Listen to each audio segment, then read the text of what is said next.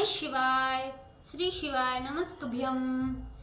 श्री आदिशक्ति पार्वती माताए नमः। श्री विघ्नेश्वराय नमः। श्री लक्ष्मी नारायणे नमः। श्री सरस्वती ब्रह्माय नमः। श्री सियारामे नमः। श्री रामदास हनुमाने नमः। श्री राधेश्यामे नमः। हे शिवजी, તમારી કૃપાથી હું આ શિવ પુરાણ વાંચી રહી છું અને મારી મમ્મી, બેન અને તમામ શ્રોતા આ શિવ પુરાણ સાંભળી રહ્યા છે. અમે બધા આ શિવ પુરાણનું જ્ઞાન પ્રાપ્ત કરી શકીએ એટલી શક્તિ પ્રદાન કરજો અને શિવ પુરાણનું તેજ સહી શકીએ એટલી ક્ષમતા પ્રદાન કરજો. હે વિઘ્નેશ્વર ગણપતિ બાપા, તમે શિવ પુરાણના વંચનમાં આવતા તમામ વિઘ્ન હરજો.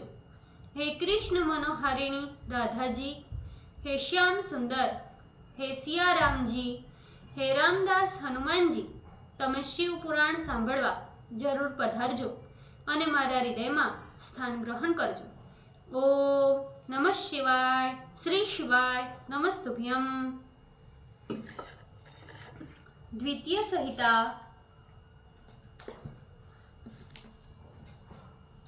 चतुर्थो खंड द्वितीय अध्याय. सरकंडे के वन में कार्तिकेय का जन्म. Page number 679. ब्रह्मा जी बोले, देवताओं एवं विष्णु की स्तुति सुनकर योग ज्ञान विशारद शंकर ने पार्वती के भय से वीर्य त्याग तो नहीं किया, किंतु संभोग का त्याग किया.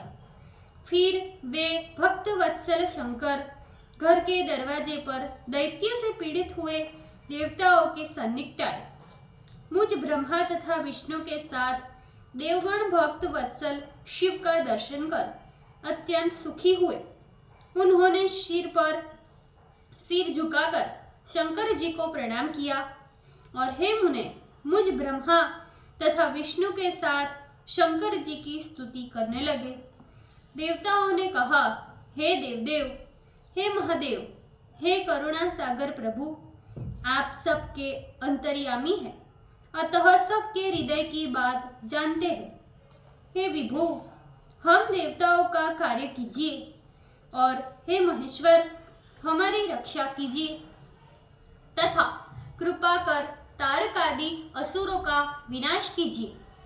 इस प्रकार देवताओं की स्तुति सुनकर भगवान शंकर कुछ दुखी होकर देवताओं से बोले, हे विष्णु, हे विधाता, हम आप सबके मन का अभिप्राय जान रहे हैं, किंतु भावी कभी नहीं मिटती. जो होनहार है वो तो होकर ही रहता है. भावी का निवारण करने वाला तो कोई नहीं. अच्छा, जो होना था वो तो हो गया. अब जो उपस्थित है उसके विषय में सुनो. मेरी नाड़ियों से गिरे हुए मेरे वीर्य को इस समय कौन धारण करेगा? जिसे धारण करना हो वो मेरे वीर्य को धारण कर ले. ऐसा कहकर शंकर जी ने अपना वीर्य पृथ्वी पर गिरा दिया.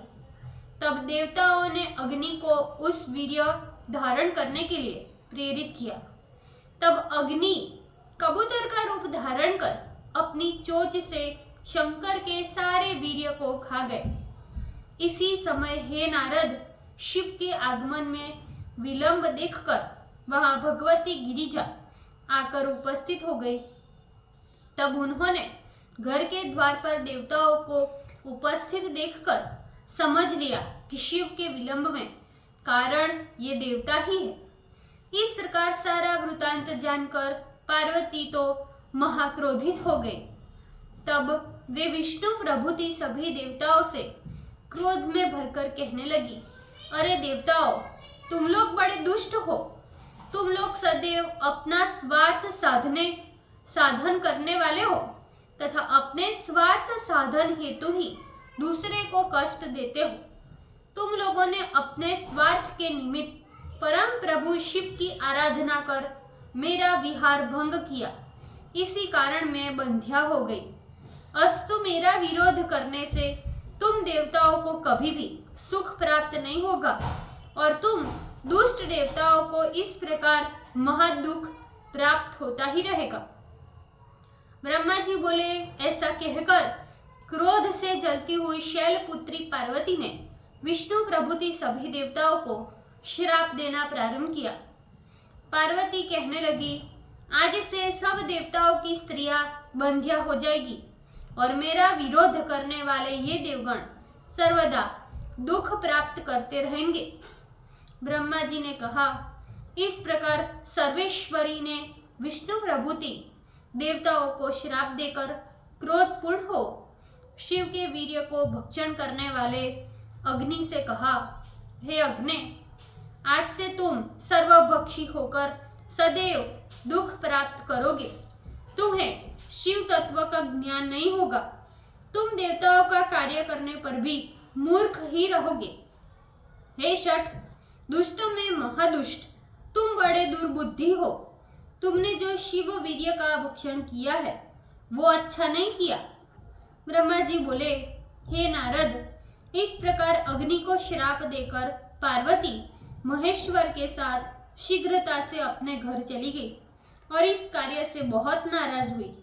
शिव जी ने बड़े यत्न से भली प्रकार पार्वती को समझाया। फिर उन्होंने सर्वश्रेष्ठ गणेश नामक पुत्र पैदा किया। हे मुने, इन गणेश का वृतांत हम आगे कहेंगे। अब तुम प्रेम से कार्तिकेय की उत्पत्ति का वृतांत सुनो।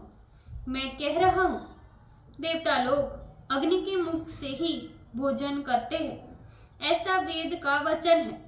अतः अग्नि के गर्भ धारण करने से सभी देवता गर्भयुक्त हो गए। उस समय शिव के वीर्य के असह्य होने से उन्हें बहुत पीड़ा होने लगी। ये दशा विष्णु आदि देवताओं की हो गई, क्योंकि शिव की आज्ञा से उनकी बुद्धि नष्ट हो गई थी। उस गर्भजन्य पीड़ा से विष्णु प्रभुति सभी देवगण मोहित हो गए और शिव के वीर्य रूप अग्नि के जलते हुए पार्वती पति के शरण में चले गए। वे लोग शंकर के गृह द्वार पर जाकर नम्रता से हाथ जोड़ अत्यंत प्रीति से भगवान शंकर की स्तुति करने लगे। वे कहने लगे, हे देवदेव, हे महादेव, हे गिरिजेश, हे महाप्रभु, हम लोगों को ये क्या हो गया? निश्चय ही आपकी माया दूर तथ्य है, जो हम लोग गर्भयुक्त होकर आपकी असह्य वीर्य ज्वाला से जल रहे हैं। हे शंभु, कृपा कीजिए और हम लोगों की दुरावस्था का निवारण कीजिए। ब्रह्मा जी बोले, परमेश शिवापति देवताओं की इस प्रकार की स्तुति सुनकर गृह द्वार पर जहां देवता थे शीघ्र आए। द्वार पर आए हुए सदाशिव को देखते ही विष्णु समेत समस्त देवगण प्रणाम कर नाचते हुए उन भक्त वत्सल की स्तुति करने लगे। देवगण बोले, हे शंभु, हे शिव, हे महेश्वर, हम लोग विशेष रूप से आपकी स्तुति करते हैं। हम लोग आपके वीर्य के असह्य तेज से जल रहे हैं और आपकी शरण में आए हैं। हे प्रभु, हमारी रक्षा कीजिए।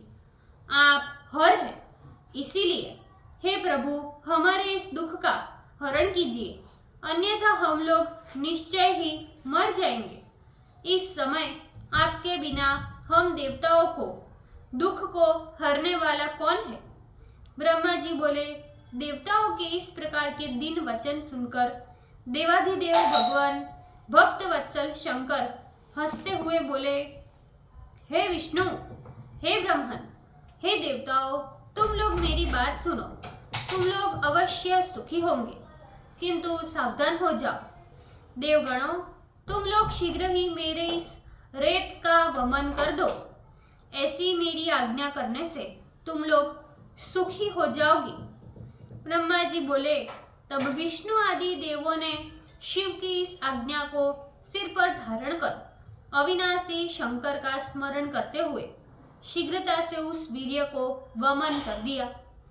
शंकर का वो वीर्य सुवर्ण के समान चमकता हुआ अद्भुत पर्वताकार होकर भूलोक का स्पर्श करते हुए पृथ्वी पर गिर पड़ा। तब विष्णु आदि सभी देवगण सुखी हो गए और भक्त वत्सल सदाशिव की स्तुति करने लगे। किंतु हे मुनीश्वर, केवल एक अग्नि ही सुखी नहीं हुए, क्योंकि शंकर ने उन्हें वीर्य धारण की आज्ञा दे रखी थी। तब वो अग्नि विकल होकर दुख से छटपटाता हुआ हाथ जोड़कर शिव की स्तुति करता हुआ कहने लगा, हे देवदेव, हे महेशान, मैं आपका मूर्ख सेवक हूँ। आप मेरा अपराध क्षमा करें और इस ज्वाला से मेरी रक्षा करें। हे स्वामी, आप दीन वत्सल तथा परमेश्वर है, सबका कल्याण करने से आप शंकर है। इस प्रकार अग्नि ने भक्त वत्सल भगवान शिव की स्तुति की। ब्रह्मा जी बोले, अग्नि की इस प्रकार की वाणी सुनकर भक्त वत्सल भगवान शंकर प्रसन्न हो अग्नि से कहने लगे, हे अग्नि, तुमने मेरा वीर्य भक्षण कर बड़ा अनुचित कार्य किया। ये तुमने बड़ा पाप किया, इसलिए तुम मेरी आज्ञा से वीर्य की ज्वाला से जल रहे हो। हे अग्नि, क्योंकि तुम मेरे शरणागत हुए हो, इसलिए अवश्य सुखी होंगे। तुम्हारे शरणागत होने से मैं प्रसन्न हूँ। तुम्हारा सारा दुख नष्ट हो जाएगा। तुम यत्न से मेरे इस वीर्य को किसी स्त्री की योनि में त्याग कर दो। ऐसा करने से तुम्हारा दाह मिट जाएगा और तुम सुखी हो जाओगे। ब्रह्मा जी बोले, शिव जी की बात सुनकर सिर झुकाए हुए अग्नि हाथ जोड़कर भक्त वत्सल शिव से बोले, हे महेश्वर, हे नाथ, आपका यह वीर्य असह्य तेज से युक्त है। इसे तीनों लोकों में शक्ति के अतिरिक्त और कोई भी स्त्री किसी की भी अपनी योनि में धारण करने की सामर्थ्य नहीं रखती है। हे मुनि सत्तम नारद, जब अग्नि शिवजी से इस प्रकार निवेदन कर रहे थे, तब शिवजी की प्रेरणा से हृदय से अग्नि का उपकार करने के निमित्त वहां तुम नारद प्राप्त होकर इस प्रकार बोले, हे अग्नि, तुम मेरी बात सुनो। मेरा ये वचन तुम्हारे दाह को दूर करने वाला तथा शुभ एवं आनंददायी है।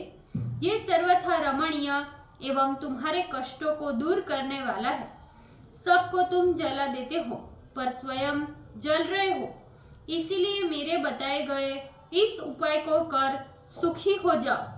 हे तात, मैं शिव की इच्छा से ही तुम्हें ये आदर पूर्वक उपदेश दे रहा हूँ। हे अग्नि, माघ मास में जो स्त्री प्रातः नियम पूर्वक स्नान के निमित्त गमन करे, उनके देह में तुम इस शिव के महावीर्य को स्थापित कर दो। ब्रह्मा जी बोले, हे मुने, उसी समय यहाँ स्नानार्थ सप्त ऋषियों की पत्नियां माघ मास में नियम का पालन करती हुई प्रातःकाल स्नान करने के लिए वहां उपस्थित हुई। उन सप्त ऋषियों की पत्नी में 6 स्नान करने के पश्चात शीत से थरथर कांपती हुई व्याकुल हो बड़ी शीघ्रता से अग्नि की ज्वाला के समीप आई। उनको इस प्रकार मोह में पड़े देखकर अरुंधति ने शिव की आज्ञा से उन्हें ऐसा करने से मना किया। हे मुने, किंतु वे 6 स्त्रियां अरुंधति को मना करने पर भी शिव की माया से मोहित हो अपना शीत दूर करने के लिए मोह तथा हठवश अग्नि के समीप चली गई। तब हे मुने, उन अग्नि के तापते ही शिव वीर्य के कण उनके शरीर के रोए के द्वारा उनमें प्रवेश कर गए, जिससे अग्नि का दह शांत हो गया। फिर तो अग्नि तत्क्षण वहां से अंतर ध्यान होकर ज्वाला रूप हो शिव का स्मरण करते हुए अपने लोक को वापस चले गए। हे साधो, वे 6 स्त्रियां सगर्भा होकर दह से पीड़ित हो गई। तब अरुंधति ने उन्हें अग्नि से इस प्रकार पीड़ित देखा। इधर उनके पतियों ने उन स्त्रियों को शर्म युक्त देखकर आपस में मंत्रणा कर क्रोध से व्याकुल हो उनका त्याग कर दिया। वे 6 स्त्रियां अपना व्यभिचार देखकर महा दुख से व्याकुल हो उठी। उन्होंने स्वगर्भ स्वरूप शिव के उन वीर्य कणों को हिमालय के पृष्ठ भाग में त्याग दिया, जिससे उनकी ज्वाला शांत हो गई। उस असह्य वीर्य को न सह सकने के कारण हिमालय भी कंपायमान हो गया और दाह न रुकने के कारण उसने उस वीर्य को गंगा में डाल दिया। श्री गंगा जी भी शंकर के उस वीर्य को सहन नहीं कर सकी और पीड़ित होकर उस परमात्मा के वीर्य को तरंगों के द्वारा सरपट के समूह वाले वन में त्याग दिया। उस शर स्तंभ पर पड़ते ही वो वीर्य सुंदर, भाग्यवान, श्रीमान, तेजस्वी एवं सबको हर्षित करने वाले बालक के रूप में परिणित हो गया। हे मुनीश्वर, मार्गशीर्ष मास की शुक्ला षष्ठी के दिन भूतल पर शिव पुत्र का प्रादुर्भाव हुआ। हे नारद जी, उस समय अकस्मात शिवा एवं शिव प्रसन्न हो उठे। पार्वती के स्तन मंडल से आनंदोद्रेक से दूध स्त्रवित होने लगा। हे मुने, उस समय वहां जाकर सभी को सुखानुभूति हुई। हे तात, उस समय त्रैलोकी में सज्जनों को सुख देने वाला महान मंगल होने लगा। दुष्टों को, विशेषकर दैत्यों के लिए बहुत बड़ा विघ्न दिखाई पड़ने लगा। अकस्मात आकाश में नगाड़े बजने लगे और हे नारद, उस बालक पर आकाश मंडल से पुष्प वृष्टि होने लगी। हे मुनि सत्तम, उस समय समस्त देवगणों तथा विष्णु के मन में आनंद तथा उत्साह का संचार होने लगा। ओम नमः शिवाय। श्री शिवाय नमस्तुभ्यम। ભૂલચૂક માફ કરજો શિવજી, કૃપા રાખજો। આજના શિવ પુરાણના વંચનનું પુણ્ય મને પ્રદાન કરજો શિવજી। ઓમ નમઃ શિવાય। શ્રી શિવાય નમસ્તુભ્યમ।